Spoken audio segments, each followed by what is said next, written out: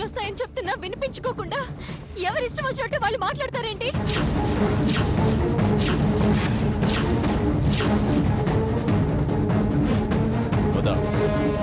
ఆగండి.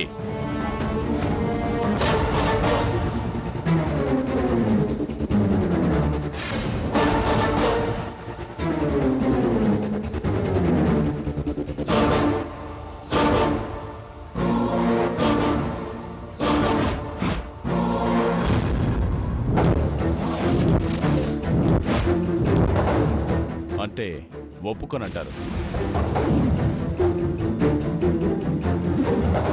అంతే కదా?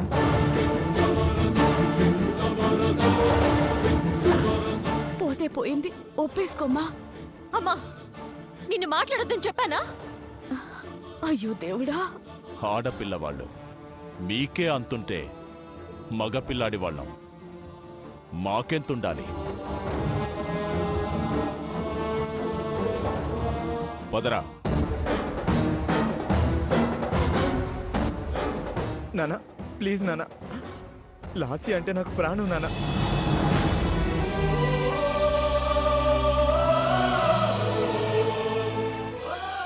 అర్థం చేసుకో నానా, ప్లీజ్ నానా. ఇష్టం లేదు గిష్టం లేదు, నోరు మూసుకొని పదరా. లాస్య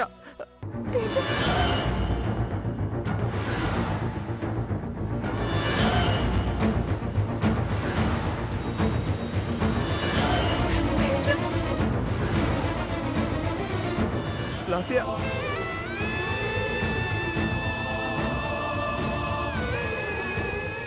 నానా ప్లీజ్ నానా. లాస్య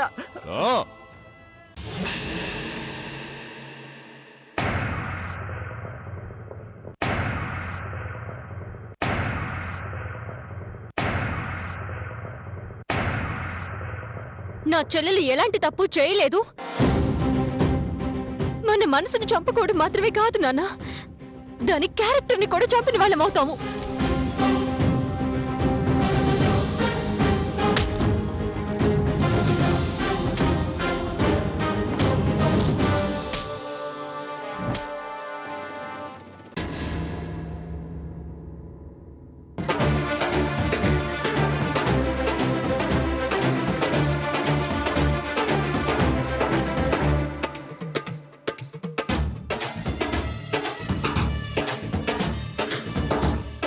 నమస్కారం చేసుకోండి.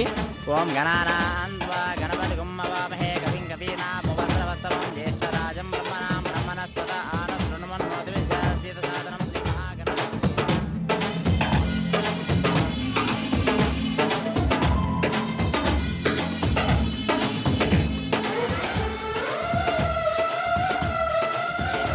అయం ముహూర్త ముహూర్తోస్తు. ఓం నారాయణాయ స్వాహ. ఓం మాధవాయ స్వాహ. అంత పట్టుదలగా ఉన్న మీరు ఈ పెళ్లికి ఒప్పుకుంటారని అస్సలు ఊహించలేదండి. మా అమ్మాయిని ఓదార్చడం ఎలారా దేవుడా అని మేమందరం చాలా టెన్షన్ పడ్డాం. ఏదైతేనే మీరు ఒప్పుకున్నందుకు చాలా సంతోషం. నాకు మాత్రం చాలా గర్వంగా ఉందండి.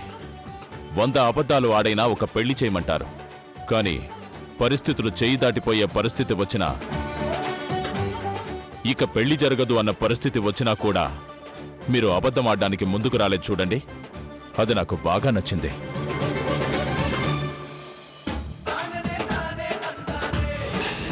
పెళ్లి జరగకపోయినా పర్వాలేదు, కానీ ఆత్మాభిమానాన్ని చంపుకోవాల్సిన అవసరం లేదన్న మీ గొప్పతనం నాకు చాలా బాగా నచ్చింది.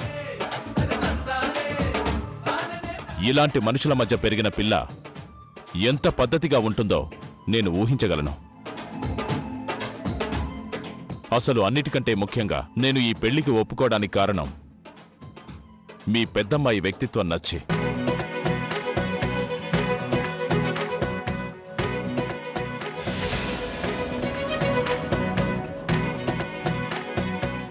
ప్రాణం పోయినా పర్వాలేదు, కానీ వ్యక్తిత్వాన్ని చంపుకోకూడదు అని నమ్మిన తన గొప్పతనం నచ్చి.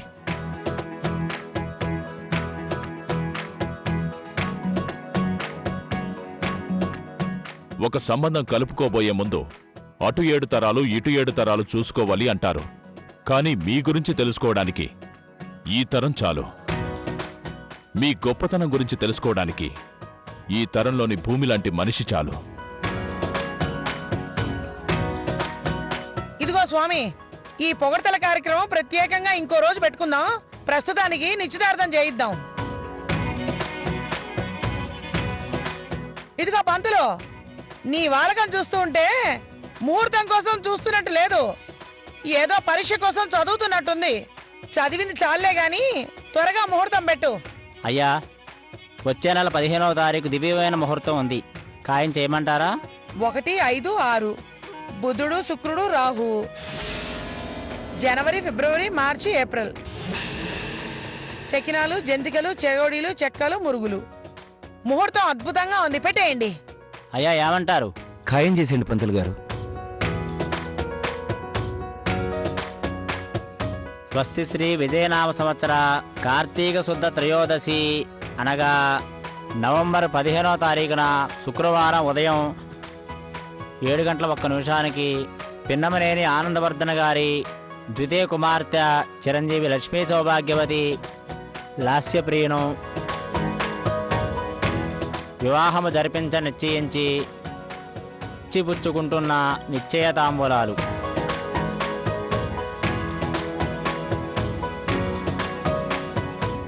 అయ్యా, తాంబూలాలు మార్చుకోండి. పంతులు గారు, వాడికి తల్లి లేదు.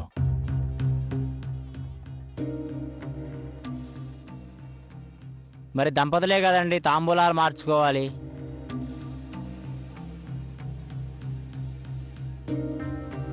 మేము ఉన్నాంగా. లాస్య మా కూతురు కాకపోయినా తన్ని మేము కూతురుగానే చూసుకుంటున్నాం.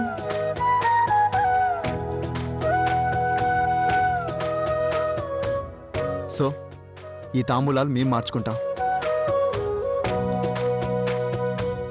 ఎవరికీ అభ్యంతరం లేకపోతే. అభ్యంతరం ఉంటే చేసేది ఏమీ లేదు. ఎందుకంటే ఆ వసుంధరక మొగుడు లేడు.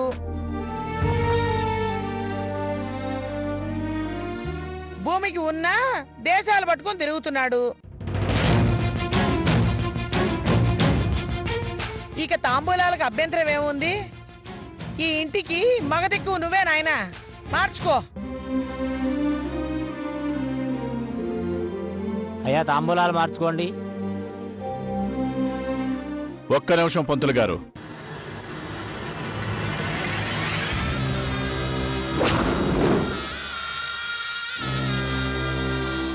లాస్య నాకు కోడల వరుస అయినా తను నాకు కూతురు లాంటిది. తన పెళ్లి చేయాలని మొదట తాపత్రయపడింది నేను.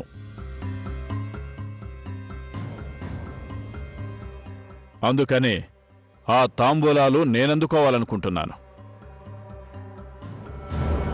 అయ్యో, అలా అంటారేంటి మావయ్య? మీ చేతుల మీదుగా ఈ కార్యక్రమం జరగడం అంటే అది ఇంకా శుభమే. కానివ్వండి మావయ్య. శుభం. అయ్యా, తాంబూలాలు మార్చుకోండి.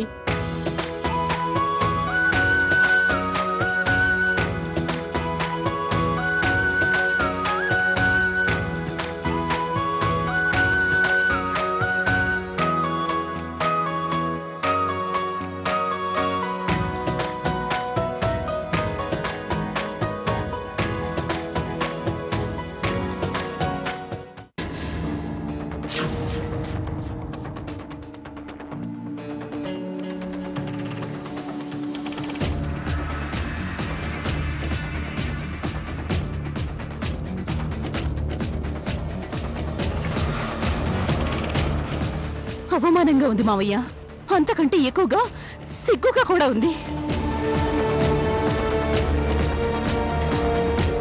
ఆ భూమి నాకు చేసిన అవమానాలకి, నన్ను అసహ్యంగా ట్రీట్ చేసిన తీరుకి బదులు తీర్చుకోవడానికి లాస్య పెళ్లిని ఆయుధంగా వాడుకుందాం అనుకున్నాను. వాళ్ళంతా అడ్డుపడుతున్నా సరే లాస్యని తీసుకెళ్లి పెళ్లి చేయాలనుకున్నాను. వాళ్ళు చెంప పగిలేలా గుణపాఠం చెప్పాలనుకున్నాను. కానీ ప్లాన్ మొత్తం రివర్స్ అయిపోయింది మావయ్య. చెల్లెలి దృష్టిలో అక్కని శత్రువుని చేద్దాం అనుకున్నాను. కానీ అది ఇప్పుడు దేవతే కూర్చుంది. అంతేకాదు, అందరూ దాన్నొక వేరే వనితలా చూస్తున్నారు. అందరూ దాన్ని పొగుడుతూ ఆకాశానికి ఎత్తుతుంటే ఒళ్ళు మండిపోతుంది. చూడలేకపోతున్నాను. అవును ధర్మరాజా, రైటర్ ఒకటి రాస్తే డైరెక్టర్ ఇంకోటి తీసినట్టు అలా అయింది మా పరిస్థితి. మావయ్య, నువ్వేం చేస్తావో నాకు తెలీదు. అదక్కడ సంతోషంగా ఉండటానికి వీల్లేదు. అందరూ దాన్ని పొగటానికి అంతకన్నా వీల్లేదు. అది ప్రతి క్షణం బాధపడుతూనే ఉండాలి, ఏడుస్తూనే ఉండాలి. అందుకోసం ఏదో ఒకటి చెయ్యాలి మావయ్య. చేయి మావయ్య, ఇమీడియట్ గా ఏదో ఒకటి చేయి మావయ్య.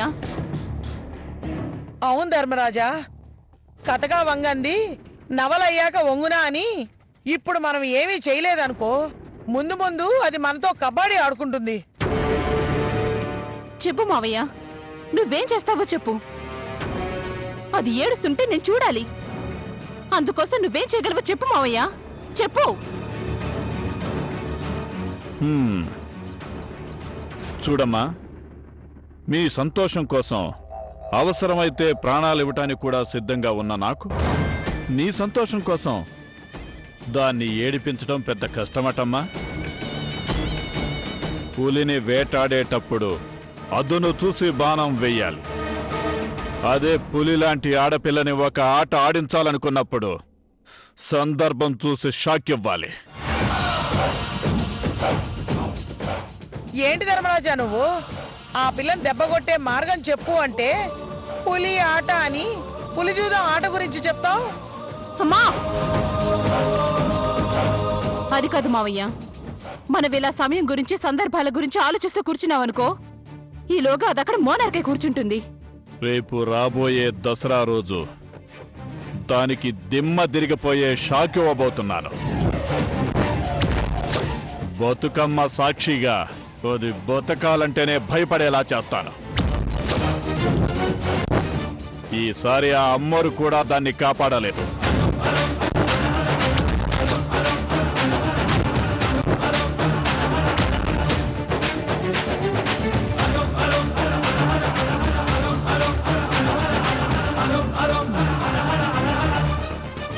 ఓ ఇచ్చుడు ఇచ్చుడు ఇచ్చుడు కదలకమ్మా.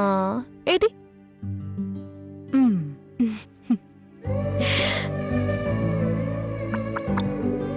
ఏది చిచ్చి చిన్ని తల్లి, బంగారు తల్లి, ఓటమ్మా ఓటి. ఇచ్చుడు ఇచ్చుడు. అమ్మా భూమి, ఏంటమ్మా? ఈరోజు బతుకమ్మ పండగ కదమ్మా. నిన్ను మన ఇంటికి తీసుకెళ్లిపోయి నీ చేత బతుకమ్మ చేద్దాం అనుకున్నాను. కానీ అత్తయ్య గారు ఊరెళ్తూ భూమిని తీసుకెళ్తే ఇక్కడ పండగ చేయడానికి ఎవరుంటారు, అందుకని నీ చేత ఇక్కడే చేయించమన్నారు. పర్లేదులేమ్మా, ఎక్కడైతేనే పండగే కదా. అత్తయ్య గారు చెప్పినట్టు ఇక్కడే చేద్దాం. అంటే నా కూతురికి ఈ పండగలో ప్రాధాన్యత లేకుండా అధిష్టానం ఇంత పథకం వేసిందన్నమాట. అమ్మడు అమ్మడు అమ్మడు, ఏంటి ఆ కంగారు?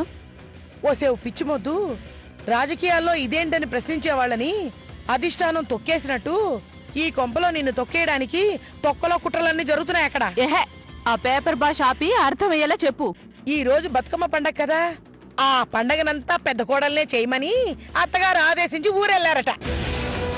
అందుకని ప్రస్తుతం వాళ్ళ ఆ ఏర్పాట్లో ఉన్నారే. నీకు రోజు రోజుకి బ్రెయిన్ లో ఏదో ప్రాబ్లం వస్తుంది. అయినా వాళ్ళు చేస్తుంది పండుగ, ఇందులో నన్నెలా తొక్కేస్తారు? అర్థం లేకుండా మాట్లాడతావే. ఓసే ఓసే వెరిదానా, ఈ ఇంటికి ఇద్దరు కోడళ్ళు కదా, పండగ చేసినా పబ్బం చేసినా ఇద్దరూ చెరి సమానంగానే చెయ్యాలి. అలా కాకుండా మీ అత్త బాధ్యతలన్నీ పెద్ద కోడలకే అప్పచెప్పింది అంటే ఏమిటే అర్థం? నిన్ను కూరలో కరేపాకును తీసి పారేసినట్టు తీసి పారేసింది.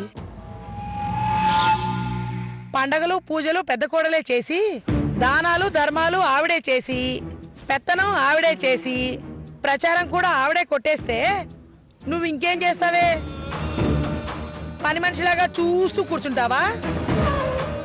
వచ్చినోళ్ళంతా పెద్ద కోడలు భూమి అంటూ ఆవిడ గురించే మాట్లాడుకుంటారు. ఇక ఈ కొంపకి చిన్న కోడలు ఉన్నదన్న విషయం కూడా ఎవ్వరికీ గుర్తుండదు. ఏముందిలే, నువ్వు పట్టించుకోలేదనుకో, చివరికి నిన్ను కూడా పట్టించుకోకుండా పోతారు. అందుకే అడుసు తొక్కనేలా కాలు తడవనేలా అంటారు. ఈ విషయం ఇక్కడ తేలదు గాని ఎక్కడ తేల్చాలో అక్కడే తెలుస్తాను. నువ్వురా.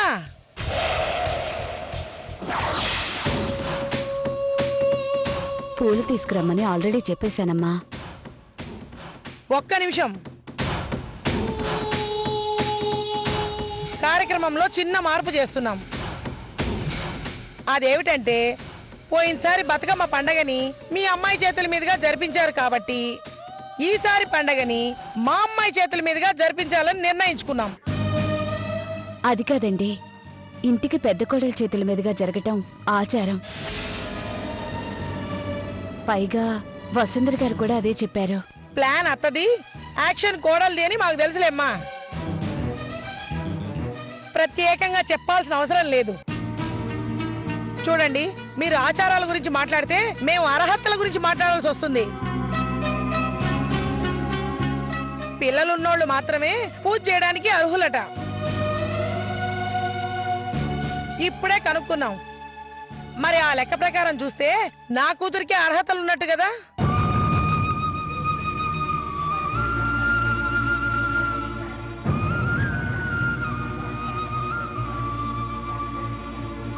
చూడండి, విషయం ఒకటైతే దాన్ని ఇంకో విషయానికి ముడిపెట్టి మాట్లాడటం భావ్యం కాదు. అమ్మా నువ్వు ఊరుకో, ఈసారికి వాళ్ళే చేస్తారు. అది కాదమ్మా, మీ అత్తగారు పదే పదే చెప్పారు. పర్లేదులేమ్మా. సక్కుబాయ్ గారు, బతుకమ్మని సింధు చేత చేయించండి. ఏంటి దయతల్చి మాకు ముష్టి వేస్తున్నారా?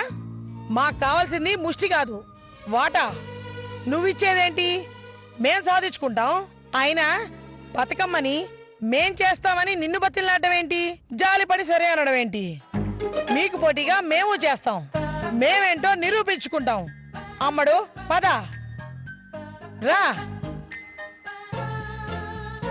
రావే. అమ్మ సింధు, మామూలుగా కాదే, మనం చేసే బతుకమ్మని చూసి వాళ్ళ దిమ్మ తిరిగి mind block, blue, red, yellow ఇలా ఎన్ని రంగులుంటే అన్ని రంగులు కనపడాలి. ఆ స్థాయిలో మనం చెయ్యాలి. అమ్మా, నువ్వెప్పుడైనా బతుకమ్మని చేసావా? చూశాను. చూసావా? ఎక్కడా? టీవీలో. టీవీలో అందరూ చూస్తారే, నేను చూశాను. ఇలా టీవీలో కాకుండా డైరెక్ట్ గా ఎక్కడైనా చూసావా? డైరెక్ట్ గా అంటే 1-2 సార్లు మనూర్లో చూశానే. మనూర్లో బతుకమ్మ పండుగ ఎక్కడుందే చూడ్డానికి? ఆహా, రామాలయం పక్కన లావణ్య వాళ్ళు ఉన్నారు కదా, వాళ్ళు బతుకమ్మని చేస్తారు. అప్పుడు చూసానే. అప్పుడు బతుకమ్మ పక్కన మలీదా అని బ్రహ్మాండమైన ప్రసాదం పెడతారే, చూస్తూ ఉంటే నోరు ఊరిపోతుంది. అసలు నేను వెళ్లేదే ఆ ప్రసాదం కోసం అనుకో. కొంపదీసి ప్రసాదం కోసం ఇప్పుడు ప్రోగ్రాం పెట్టావా ఏంటి? అప్పుడు మాత్రం ప్రసాదం కోసమేనే, ఇప్పుడు మాత్రం పంతం కోసమే. ఏంటి పంతమా? నీకు బతుకమ్మని ఎలా చేస్తారో తెలీదు, అసలు ఏ పూలతో చేస్తారో అంతకన్నా తెలీదు. మరలాంటప్పుడు ఎలా చేస్తావే? ఏమీ తెలియకుండానే ఓ పెద్ద ఛాలెంజెస్ వచ్చావు. చేయటం చేత కాకపోతే వాళ్ళ ముందు పరువు పోతుంది. పిచ్చిదానా, ఈ సృష్టిలో సృష్టించడం కష్టం గాని ఒకరు సృష్టించిన దాన్ని కాపీ కొట్టడం చాలా తేలిక. చూడు, మనకి ఏమీ తెలియకపోయినా సరే బతుకమ్మని చేయడానికి నా దగ్గర ఒక మాస్టర్ ప్లాన్ ఉంది. నేను దాన్ని అమలు చేస్తూ ఉంటాను. నువ్వు నాకు అప్పుడప్పుడు సహకరిస్తూ ఉండు.